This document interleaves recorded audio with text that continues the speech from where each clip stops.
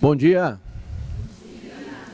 Bom, que bom estar aqui com vocês. Agradecer toda essa introdução que o Éder fez, né? Espetacular, né? Eleva a responsabilidade para compartilhar aqui um conteúdo com vocês. É um simpósio, é uma discussão técnica. Pude acompanhar aqui a palestra do Dr. Daniel. Até a título de curiosidade, né? Você citou do menino com o nome Ethan. E acho que é até paradoxal para a sua palestra que o nome Ethan significa força. Então acho que na próxima vez que você fala vai dar um bug na cabeça das pessoas, o exemplo. Muito bom. Aprendendo muito. Então é um simpósio técnico, estou podendo rever aqui alguns colegas. Até coloquei ali, ó, meu CRM, faz tempo que eu não coloco. Para quem não sabe, eu sou formado em medicina, formei em 2014 e atuei por 7 anos, até que chegou um determinado momento em que eu aposentei. E hoje eu não atuo mais nos hospitais. A gente atua sempre de alguma maneira voluntária. Eu costumo brincar que meus últimos 2 anos, minha ocupação é médico de condomínio. Estou ajudando todos os vizinhos. Mas enfim, não vou detalhar sobre isso, mas chegou um determinado tempo da minha vida em que eu decidi me dedicar exclusivamente à área ministerial, né? Nós temos igrejas não apenas em Campo Grande, mas em outros 5 estados da nação brasileira. Estamos começando também uma igreja em Atlanta, nos Estados Unidos, e uma em Boston. Então, dessa maneira, ficou um pouquinho inviável eu continuar atuando dentro dos hospitais, mas me causa muita satisfação poder olhar para trás e observar assim, quanta história, irmão, quanto legado, quanta coisa que eu pude aprender e continuo aprendendo. A gente está até num projeto embrionário, discutindo um pouco sobre a construção de uma clínica social na região norte de Campo Grande. Então, eu costumo dizer que ainda que eu não atue mais atendendo pacientes diretamente, esse vínculo com a saúde nunca vai se desfazer. E te estimulo, né? Você que está na área da saúde, eu acredito que isso que o Éder acabou passando tem a ver com um processo de ressignificação da atividade dele. E muitos que estão aqui hoje talvez estejam se questionando se a área que você atua é de fato a área que você atua e talvez o seu questionamento seja vinculado ao resultado que você obtém. A gente vive numa era muito economicista, onde verdadeiramente a questão financeira nos afeta. Você concordando ou não com o modelo econômico ao qual o nosso país é regido, você é afetado. Talvez em menor grau ou maior grau, mas você é afetado de alguma maneira pela era do consumo, você é afetado de alguma maneira pela era do imediatismo, você é afetado de alguma maneira, seja você alguém que é muito adepto dos meios de redes sociais, tecnologia, ou talvez você não seja uma pessoa que tenha tanta maestria e terceiriza ou consegue contratar uma empresa para isso. Hoje discute-se muito sobre posicionamento, discute-se muito sobre a questão estética, sobre o que você comunica, sobre a maneira como você consegue captar e capitalizar. E muitas das vezes nós nos perdemos no que diz respeito ao senso de propósito. Vou falar muito sobre isso, o Éder falou sobre isso. No senso de propósito, porque é que nós estamos dedicando o tempo que nós estamos dedicando àquilo que nós julgamos que de fato nós temos uma habilidade. Você até reconhece que você tem determinada habilidade, você até reconhece que você faz aquilo bem, mas passado algum tempo da vida, talvez você comece a se questionar se aquilo realmente é aquilo que você quer fazer. E sabe, é um tanto quanto... pelo menos paradoxal, imaginar que aquilo que você tanto sonhou em fazer também se torna aquilo do qual você busca colocar um prazo de validade para que rapidamente você atinja a aposentadoria, que você consiga então um status de vida geralmente financeiro ou aquilo que se chama de bem-estar, para que você possa se desvincular. Então é paradoxal, uma vida da qual você busca se dedicar, mas que você, quando começa a se dedicar, você já pensa num prazo de validade. Então, eu quero tratar com vocês aqui hoje um pouquinho sobre esse entrelace entre espiritualidade e saúde. Como eu sei que é um auditório técnico, tá? É até diferente não usar uma Bíblia aqui, né, nesse momento, diante das pessoas. É um auditório técnico e eu vou também trazer alguns dados importantes e relevantes. A bem na verdade, até se você começar a estudar um pouco sobre esse vínculo entre espiritualidade e saúde, você vai perceber que a quantidade de artigos das principais faculdades no mundo, tanto no Ocidente quanto no Oriente, tem aumentado vertiginosamente.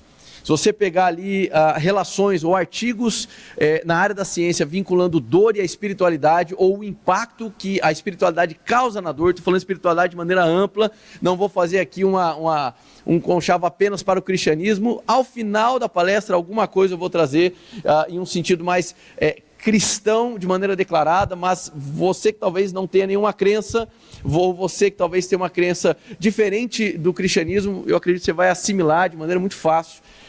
E voltando então, essa questão de dor e espiritualidade, de 1951 a 2000, você teve mais ou menos ali 214 artigos publicados. E se você fizer uma pesquisa rápida no PubMed, por exemplo. Só que de 2000 a 2021 você vai ter mais de 2.000 artigos que foram publicados, apenas vinculando espiritualidade e dor. Então, estamos falando apenas de dor e espiritualidade. Se você colocar ali espiritualidade e bem-estar, espiritualidade e a harmonia daquilo que é o bem-estar de fato do ser humano, você vai perceber que é mais ainda. E eu acredito que isso é apenas uma parte introdutória da minha palestra, eu acredito que isso coopera ou combina, concorda com o espírito da época que nós estamos vivendo. Quando eu digo espírito da época, eu digo do caráter, da natureza do tempo que nós estamos vivendo. Até determinado ponto do século passado, a gente estava ali saindo do período moderno, do modernismo, para entrar num período extremamente desafiador, que é o período pós-moderno. E é o tempo que nós estamos vivendo. Um período impactado pela Revolução Digital. E uma das características do pós-modernismo é desconfigurar verdades bem estabelecidas do período moderno. O período modernista, ele é um período onde houve uma superênfase do ser humano. O ser humano foi colocado no centro de todas as coisas. O ser humano se tornou o seu próprio Deus. E coloco Deus aqui, não no sentido religioso, espiritual da palavra, mas no sentido de autossuficiência. Então tudo foi feito para que o ser humano fosse colocado no centro. E convenhamos, isso tem se tornado patológico. Não é mesmo? O excesso de egocentrismo, nós vivemos na era dos excessos. Recentemente eu vi uma psiquiatra trazendo uma abordagem dizendo da seguinte maneira: por um tempo passado, as pessoas morriam por falta.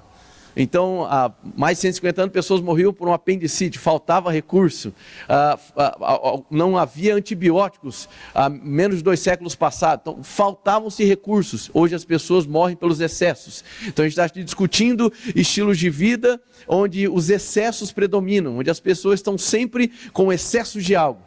E nós estamos vivendo esse tempo onde o desafio é desacelerar. Concordam comigo? Esse é o grande desafio. E quando nós falamos sobre desacelerar ou de acelerar, se a gente estivesse falando ao contrário, nós estamos falando sobre encontrar uma homeostase, um equilíbrio. E aí eu já quero começar destacando aqui nesse primeiro slide o conceito que a própria Organização Mundial de Saúde estabeleceu desde 1998. E eu fiz questão de destacar ali aquelas 4 palavras: físico, mental, espiritual e social. Eu me lembro na época de faculdade de medicina que o conceito-chave para você ir bem em algumas matérias era você colocar a terminologia biopsicossocial. Era falar aquilo, você agradava os professores, e falava assim: uau, esse aluno tem uma visão ampliada das coisas. Você falava nada com nada, mas no final você falava: para alcançar o biopsicossocial, nossa, era aquela satisfação. A Organização Mundial de Saúde compreende que isso deve ser compreendido de maneira um pouco mais ampliada. E aqui existe um termo que eu acho muito interessante, que ele vai dizer health is a dynamic, o que a saúde ela é dinâmica, um estado dinâmico. Então isso é muito importante. Nós não estamos falando de algo estático, o Dr. Daniel falou muito bem sobre essa questão do movimento. Então nós não estamos falando sobre algo estático, estamos falando sobre algo dinâmico, e que o alvo aqui não é alcançar um padrão, onde esse padrão não vai sair mais desse lugar, não. Ele é dinâmico. Então que nós não estamos falando de encontrar um padrão estático, um ponto onde a gente chega e se encerrou o movimento, não. É um movimento até a nossa morte física, é um movimento até o fim dos nossos dias. E se é um movimento, para que esse movimento possa refletir saúde, é necessário que ele seja harmônico. Um conceito que é tratado em alguns núcleos de espiritualidade e saúde é sobre interpretar a saúde espiritual como a 4ª dimensão. E para que nós possamos desfrutar de fato de um bem-estar, de uma plenitude de vida, é necessário que haja essa harmonia. Então, falando um pouquinho aqui de um âmbito mais de igreja, por muito tempo, e eu digo muito tempo, uma mudança aí de última década, tá? Por muito tempo foi possível observar diversos pregadores de diversas ramificações do cristianismo, seja no catolicismo romano, seja na igreja ortodoxa oriental, seja no protestantismo, ou na sua ramificação anabatista e por aí vai. Você vai ver histórias de grandes homens que marcaram a história da humanidade, especialmente de 1600 para frente, mas que morreram muito precocemente. pregadores que muitas vezes tinham o hábito do tabaco, pregadores que estavam completamente desvinculados da atividade física. A ênfase dessa palestra não é ficar falando sobre pregadores, mas eu quero te mostrar que, por vezes, até mesmo aqueles que supostamente se dedicam à vida espiritual, ao não compreenderem o bem-estar de maneira ampla, dinâmica e harmônica, muitas das vezes acabam com os seus dias abreviados pela irresponsabilidade com o seu físico, a irresponsabilidade com a sua mente. Existe um livro chamado Andando com um Tanque Vazio, do reverendo Wayne Cordeiro. Ele é um pastor de igrejas no Havaí, e esse é um livro onde ele se dedica a falar do risco da síndrome do esgotamento para aqueles que estão no ministério. Mais uma vez, a ênfase dessa palestra não é falar sobre pregadores e pastores, mas eu acho que é válido destacar isso. Ao mesmo tempo que nós vivemos em um mundo onde eu disse que estamos na era pós-moderna, onde verdades bem estabelecidas estão sendo questionadas, no meio dessas verdades bem estabelecidas estão sendo questionadas, existe uma esperança. E a esperança é de que o ser humano começou a questionar algumas coisas que se tornaram fechadas no século passado. Por exemplo, que a questão espiritual é apenas uma expressão ufana do ser humano, é apenas um delírio do ser humano, é apenas uma neurose do ser humano, é apenas uma tentativa dele expressar a sua dor, ou talvez, como alguns ideólogos diriam, essa questão da espiritualidade tira a centralidade do indivíduo daquilo que importa, que é a sua força de trabalho, que é a questão econômica. Esse período pós-moderno, ainda que ele tenha diversas mazelas psicológicas e sociais, ele abriu essa possibilidade para o recontato com a espiritualidade. Não necessariamente para o compromisso, mas para questionar algumas questões. Será que existe algo além da vida? Quem me criou? Ou como que eu vim a existir? Será que algumas teorias assim, criacionistas, etc., realmente fazem sentido? Será que algumas questões evolucionistas satisfazem o meu ser? Por que é que em alguns momentos nós conseguimos atingir objetivos, alvos e sonhos, conseguimos acumular para si todo o recurso que nós gostaríamos, e mesmo assim eu não consigo desfrutar de satisfação? Como é que eu consigo muitas das vezes olhar para a minha vida e ver que eu cumpri sonhos que eu gostaria de cumprir, eu consegui acumular coisas que eu conseguiria acumular, eu consegui ter aquilo que eu gostaria de ter, mas ainda assim o ter não me satisfez? Talvez você passou por alguma circunstância um pouco mais traumática, e aí eu diria traumática em um sentido psíquico, uma perda, uma situação onde você descobriu uma nova pessoa em meio ao luto. Talvez você passou por algo do qual a sua força física não suportaria. Talvez você passou por uma circunstância onde toda a estrutura mental que você achava que tinha não foi suficiente. Desculpa, mania de pregador, fica andando, amém? Aí, ó, saiu. Foi o primeiro, estão me policiando.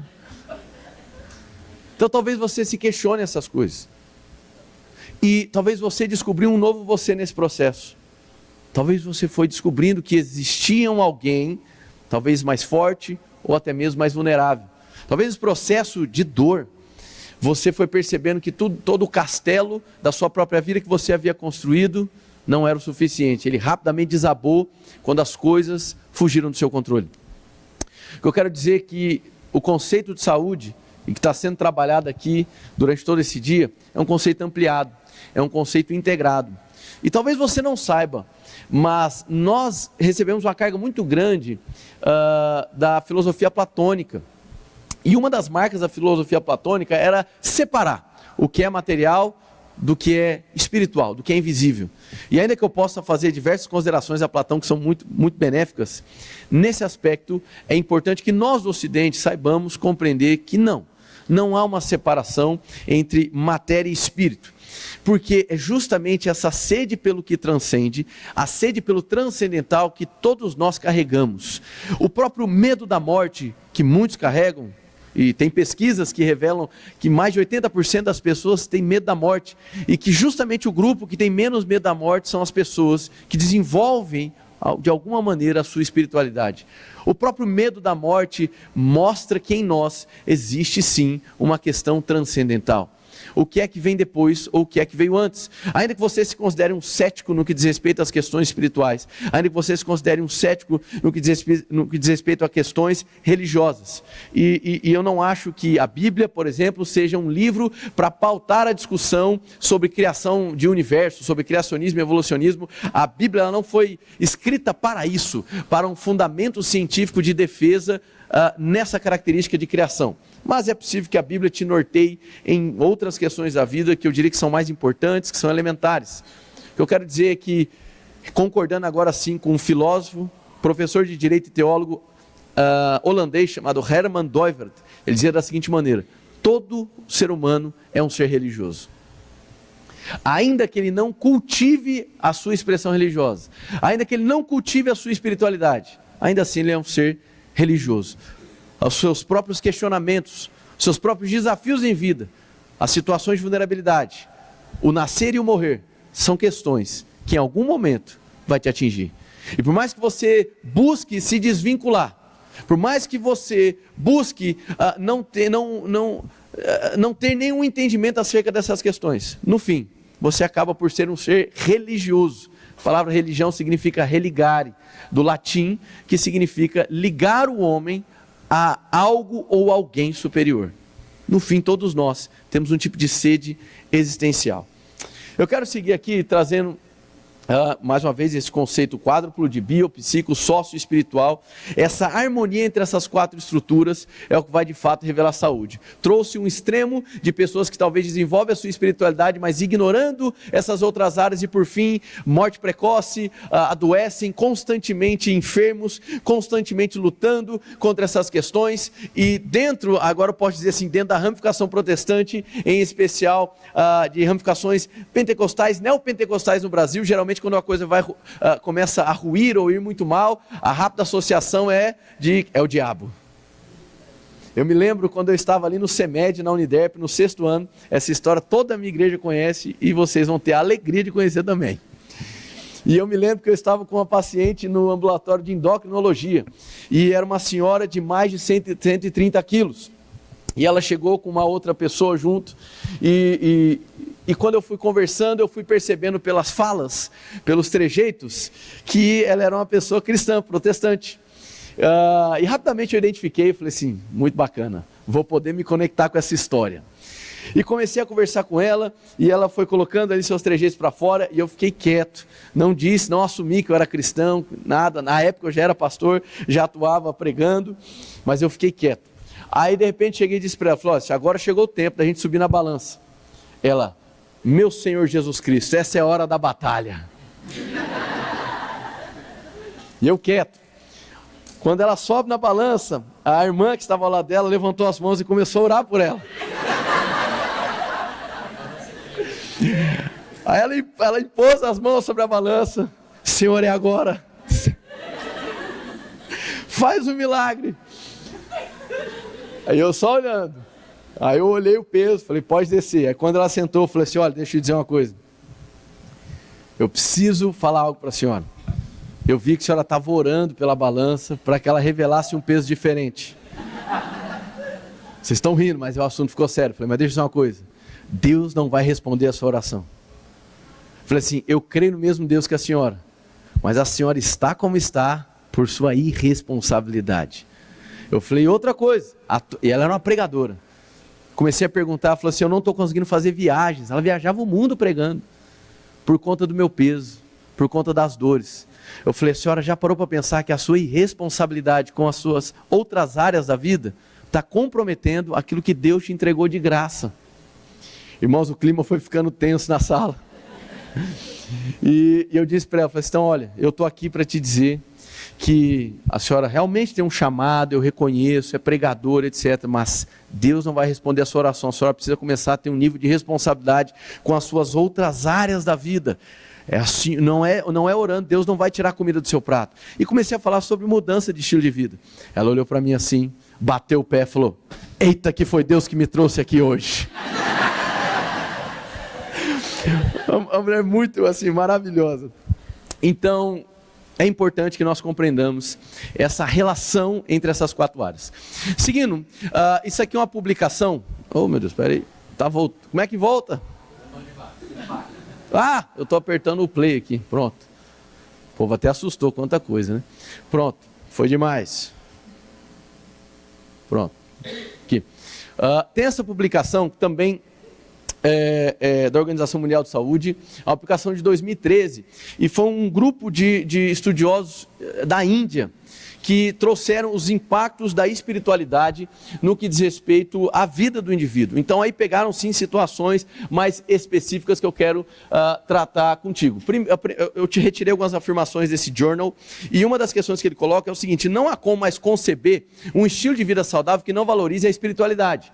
Porque ainda que um ser humano se declare cético em relação a questões espirituais, mais uma vez, na vulnerabilidade, nos corredores dos hospitais, nos leitos dos hospitais, você vai perceber que existe uma busca, existe uma sede, existe algo existencial, que ainda que o ser humano não consiga colocar em palavras, por ser imaterial, por ser subjetivo, por ser invisível, ainda assim é algo que a matéria não consegue responder, é algo que o físico não vai conseguir assimilar, é algo que nem a mente vai conseguir explicar. E sim, é questionável como que, olhando ainda que para a questão psíquica, seja um campo tão vasto que a gente tenha tantas dúvidas e curiosidades, a gente tentar abrir mais um campo que é o espiritual, que é mais imaterial ainda, que é mais subjetivo ainda.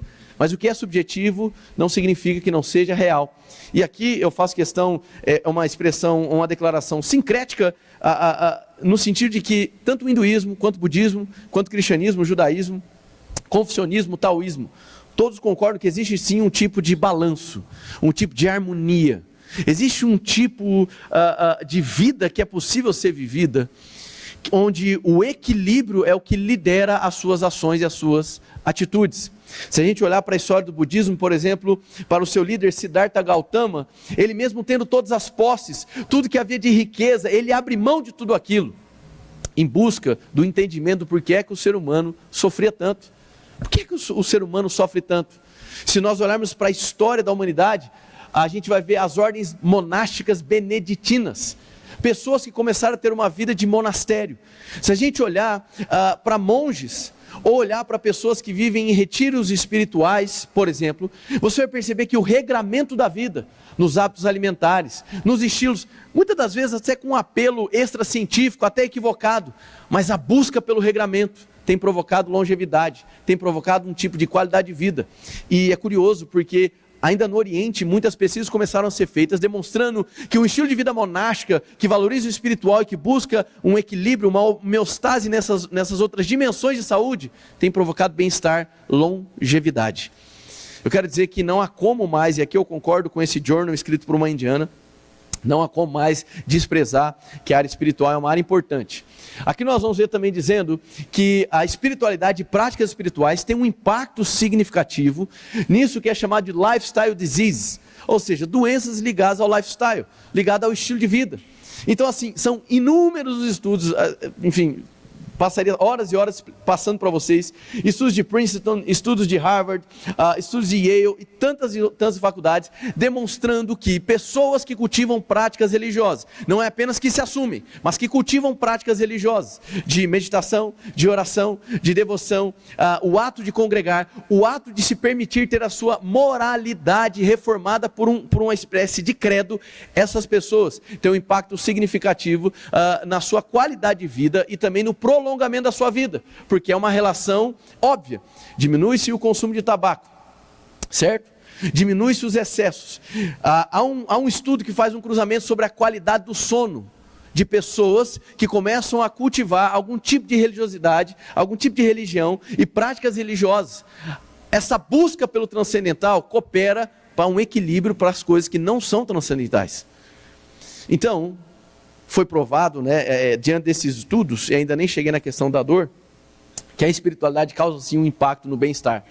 E ainda vai falar sobre o impacto positivo que existe em algumas doenças, como câncer, hipertensão, depressão e também aqui o tabagismo.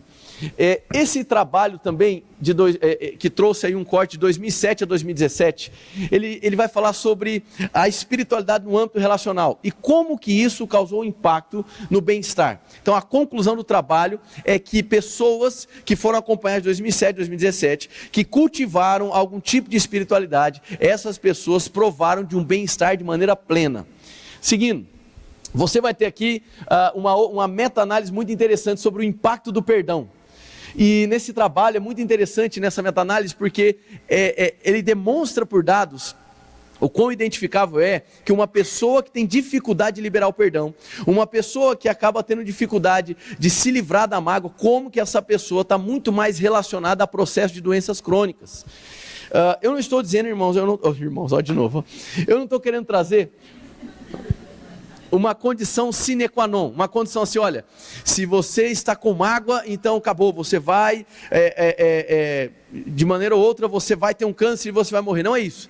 Mas é possível perceber que aumenta-se muito a probabilidade de pessoas que são amarguradas, pessoas que estão ali se sentindo machucadas e ofendidas, que acolheram a ofensa, acolheram a mágoa. Isso gera amargura, gera rancor, gera um tipo de dor psíquica e, consequentemente, afeta também na sua compreensão de vida. Então, essa meta-análise mostra o impacto do perdão, como que geram efeitos moderados na saúde plena do indivíduo, quando essas pessoas perdoam, são mais rápidas em perdoar. Ainda tem um outro estudo que é da Faculdade de Business de Harvard. Eu trouxe aqui um estudo sobre saúde de maneira ampla, que foi o primeiro. Aliás, dos últimos 3, o primeiro, o segundo, falei sobre o perdão, e o terceiro falo sobre caridade, sobre o ato de doar. Certo? A caridade. Então, foi interessante que aí não foi nenhuma organização médica, mas foi a Faculdade de Business de Harvard. Ele vai trazer sobre os efeitos benéficos do ato de caridade. Olha, por que eu estou dizendo ato de caridade? Porque o ato de caridade, ele compreende aí uma expressão muito comum de religiões. Concordam comigo? Extremamente. Se você parar para imaginar o impacto de uma organização missionária, por exemplo, cristã, você não faz ideia. Recentemente eu estava em Manaus, que é uma das cidades onde a gente tem igreja, e eu pude conhecer uma agência missionária, qual é o trabalho dessa agência missionária? Eles têm 2 aviões que pousam em água. Então esses aviões, eles levam missionários ou suprimentos, comida, enfim, o que precisa de recurso para a população ribeirinha e algumas vezes para a população indígena. Algumas vezes porque existe ali um trabalho muito forte das organizações da FUNAI e dos órgãos de Estado em relação aos índios, que fica um pouco difícil o trabalho missionário declaradamente cristão. Mas nos ribeirinhos isso é mais aberto. E eu pude conhecer o dono dessa organização. E esse dono, sabe o que ele me disse? Ele falou assim: Henrique, no período da pandemia, como nós conhecemos os leitos dos rios e os seus afluentes, a nossa agência missionária conseguiu levar cilindro de oxigênio para a população ribeirinha mais rápido do que o próprio Estado. Chegou antes do que a própria estrutura de governo. Então, nós não conseguimos mensurar o impacto que tem igrejas, concordando com a pregação estilo ou não, no que diz respeito ao trabalho de restauração social. A maioria das comunidades terapêuticas são administradas, conduzidas por igrejas ou por instituições que têm algum tipo de credo, algum tipo de expressão espiritual. O impacto social é gigantesco, de tal maneira que alguns diriam que se porventura todas as igrejas fechassem ao mesmo tempo no Brasil, sejam essas igrejas católicas, sejam essas protestantes, que vai corresponder por mais de 90% da crença dos brasileiros, o Brasil simplesmente pararia. Porque a capacidade de tocar o indivíduo na sua vulnerabilidade social de uma igreja é maior até mesmo do que as estruturas do Estado. A rapidez de diálogo, a maneira mais pessoalizada, humanizada que uma igreja tem de abordar o indivíduo. Então, eu concordo. Se todas as igrejas fechassem por 24 horas, o Brasil entraria em colapso. E não estou falando fechar no sentido de culto. Estou falando fechar no seu sentido de serviço social. Ok? Muito bem. Então, existe sim um impacto, um bem-estar que é do indivíduo, mas também comunitário no que diz respeito à caridade. Aí aqui seguindo eu trouxe vários estudos do impacto direto da espiritualidade. Redução de 23% de mortalidade. E segundo, menores índices de hipertensão arterial. Fator de prevenção de depressão em adultos com câncer. Menor uso de álcool e drogas. Melhora imunológica. Redução do divórcio, satisfação matrimonial e sexual. Felicidade e bem-estar psicológico. Há um detalhe aqui em todas essas pesquisas que eu coloquei. Todas são antes de 2000. São da década de 90. Ou seja, são pesquisas com mais de 25 ou às vezes 30 anos de existência. E foi intencional, eu coloquei para que nós possamos perceber o quanto que muitas das vezes nós estamos desprezando uma área que já vem sendo estudada mundo afora, que já vem sendo reconhecida pela própria Organização Mundial de Saúde, olhando para esse campo ampliado. E alguns autores vão até desafiar os médicos e outros atores da área da saúde, no sentido de que nós precisamos perguntar sobre a crença do indivíduo, e não somente isso, perguntar qual é a provocação que essa crença causa na vida do indivíduo. Há um estudo, eu acabei não trazendo dessa vez, que vai trazer uma diferença em um PET scan cerebral, um exame captando a atividade cerebral, entre pessoas que professam uma fé e que cultivam hábitos de oração. E a maneira como esse cérebro se comporta, em especial na sua capacidade de atenção, é diferenciada em relação ao cérebro de pessoas que são céticas, atenção, ou pessoas que professam uma fé, mas não praticam. Então o estudo comprova que uma pessoa que professa uma fé, mas não cultiva práticas espirituais, o cérebro dela, em termos de desenvolvimento, acaba sendo como o de uma pessoa que é cética. É interessante que existem estudos já no campo da neurociência concordando que tanto o lobo parietal quanto o lobo frontal, eles sofrem uma espécie de desenvolvimento pelo aumento de sinapse por aqueles que cultivam uma espiritualidade. É evidente que a maioria dos estudos acabam cruzando com o cristianismo, mas muitos dos estudos que eu trouxe hoje não são apenas vinculados à fé cristã, mas também ao hinduísmo e também ao espiritismo. E eu não tenho problema nenhum de abrir nesse contexto. Mas agora eu quero começar a fechar um pouco mais. Aqui é um slide falando apenas sobre oração. Aquela pesquisadora Martha Ilueka e Benjamin Dolittle, eles trouxeram aqui um estudo voltado para a oração no gerenciamento da dor. E foi reconhecido a oração como alívio de dor que não opioide mediador. E isso ainda está em descoberta, é um processo em estudo. Ou seja, aqueles que cultivam a vida de oração, eles têm sim um impacto no alívio das dores. Agora, não se conhece ainda qual é a via neural para que de fato haja esse impacto.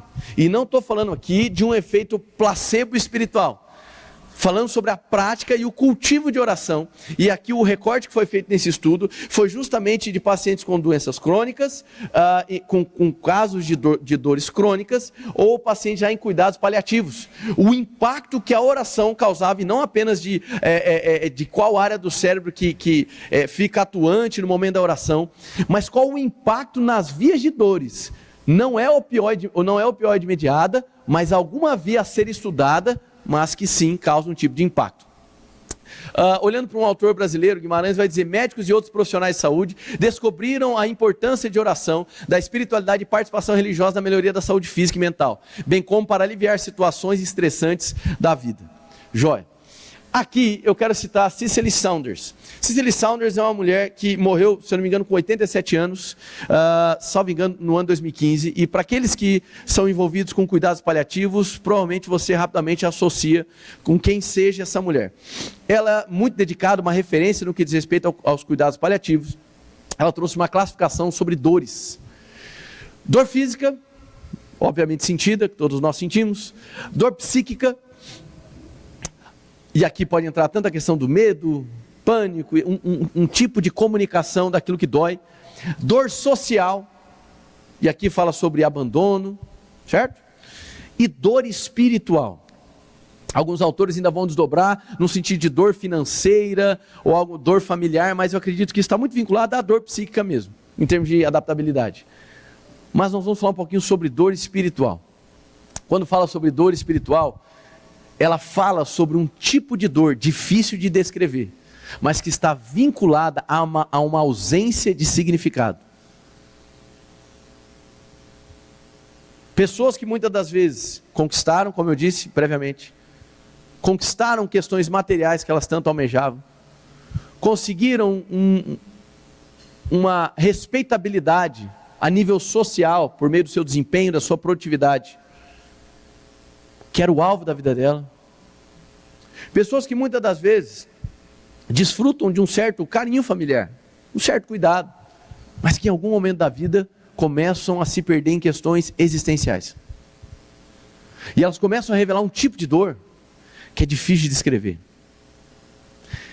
Não é o abandono, não é uma crise profissional, não é uma dor física, mas um tipo de dor que está vinculada a uma resposta em que todos esses outros meios, físico, psíquico, social, não conseguem responder. E eu quero já começar a fechar minha palestra falando justamente sobre essas duas palavras, propósito e esperança. O propósito diz respeito a um senso profundo de significado da vida e em vida.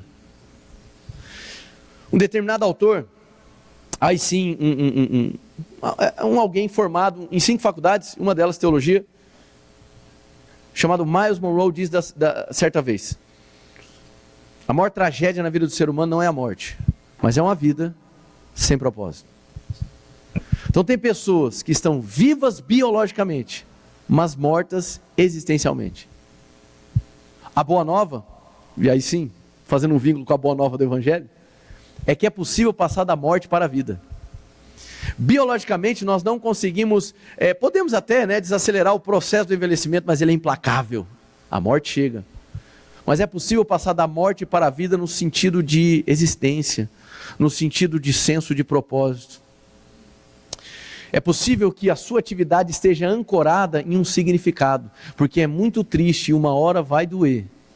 Você fazer, performar, desempenhar, ter resultados e no fim, continuar se sentindo vazio. Ainda, a espiritualidade, e aqui evidentemente eu faço questão de exaltar o cristianismo, porque eu acredito que é o único que responde a esse anseio existencial. A espiritualidade também te ajuda a dialogar com o amanhã. Eu falei que nós estamos vivendo no tempo dos excessos. E nós estamos no boom de transtornos ansiosos. O desespero pelas garantias do amanhã. E às vezes até mesmo que você está recebendo como conteúdo hoje, se não for bem assimilado, se não for ancorado num propósito, ao invés de corroborar para o seu crescimento, vai alimentar essa cadeia de ansiedade. Talvez você sentado aqui ouvindo uma palestra belíssima, como você ouviu agora há pouco do Dr. Daniel, o primeiro sentimento seja: fantástico, conhecimento agregado. Ou talvez você já esteja tão pressionado que você pensa: meu Deus do céu, eu nunca vou chegar nesse nível. Percebe? O mesmo conteúdo sendo interpretado de ângulos diferentes. E geralmente esse ângulo mais negativo está vinculado com o desespero do amanhã. Com o desespero, a angústia de não se ter todas as garantias, para você manter o mesmo processo para amanhã. A espiritualidade bem desenvolvida, e mais uma vez aqui eu faço questão de dizer, a caminhada com Cristo, ela nos dá não uma expectativa do futuro, mas uma convicção, ao que a Bíblia chama de bendita esperança. Esperança, obviamente tem o seu prefixo espera, e no grego é justamente isso, vai significar uma espera de algo que virá, mas dentro da ótica cristã, a esperança, ela remete a uma convicção. Sendo uma convicção, eu descanso, e não afeta o meu bio, meu psico, o meu social. Eu não acho que exista uma competição, e é sobre isso que nós estamos falando, sobre uma saúde integrada, harmônico, mas nesse processo harmônico, eu acredito que a espiritualidade ela tem um papel de ser fundamento. Por mais que não seja visível, é fundamento. Nós estamos com a cidade carregada de canteiros de obras, e geralmente quando um prédio está sendo levantado, edificado, e quando está na fase do seu fundamento, geralmente o que você tem são estruturas, barreiras que te impedem de ver o que está acontecendo lá. E é justamente, fazendo um comparativo com esse canteiro de obras, o fundamento não é visível. O fundamento, ele muitas das vezes não é aparente, ele não é tangibilizado, mas ele tem que acontecer. Se não tem fundamento, a edificação, por mais vistosa que ela seja, um dia ela vai ruir, um dia ela vai desabar. O fundamento não é algo que é publicado, ou publicável, instagramável. O fundamento, ele é cultivado no secreto. A espiritualidade é um diálogo com aquele que é transcendental. É um diálogo com aquele que não apenas nos criou, mas que nos deu significado e propósito. E o transcendental não é visto, é invisível, mas sim, ele é real. Existe uma esperança para aqueles que cultivam a espiritualidade. Eu encerro trazendo aqui alguns textos bíblicos, onde a sabedoria de Salomão vai trazer algumas diretrizes. Isso aqui, irmão... Tem versículo, né? Convenhamos, né? Aí eu estou liberado. Esses versículos aqui demonstram que existia algum grau de conhecimento acerca do biológico do ser humano. Ele vai falar sobre não ser sábio aos seus próprios olhos, temer ao Senhor, evitar o mal, isso lhe dará saúde ao corpo e vigor aos ossos. O coração bem disposto é remédio eficiente, mas o espírito oprimido resseca os ossos. Meu filho, escute o que digo a você, preste atenção às minhas palavras, nunca os perca de vista, guarde-as no fundo do coração, pois são vida para quem as encontra e saúde para todo o seu ser. A Bíblia realmente ela trata sobre a saúde física e psíquica como um bem, algo a ser compreendido com um bem-estar. E em que pese muitos pastores coloquem isso numa perspectiva tanto quanto equivocada, como se fosse uma promessa que você recebe de maneira instantânea. A saúde psíquica e a física envolve um comprometimento, compromisso, disciplina e responsabilidade ao longo de toda a vida.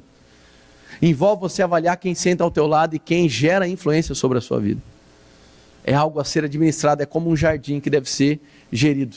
Eu concluo destacando 2 textos também em Provérbios.